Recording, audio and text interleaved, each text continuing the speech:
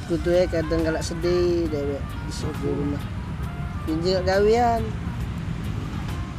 Susah nih sekarang. Susah nak duo. Siko lah do. Nambah lagi. Sikot dia susah. Iya susah. Iya, nggak diperhatikan terus. Karena apa kalau galakku jingo galakku nilai apa? Air ini tenang. Ya tak? Tapi banyak iwaknya. Apa filosofinya jadi? Jadi filosofinya harus berjiwa tenang. Bukan sabar, bukan. Bukan. Ngapa susah nan sekarang tuh Ngapa? Susah apa? Kan lah musim iwak tapi masih susah dapet sekarang. Iya.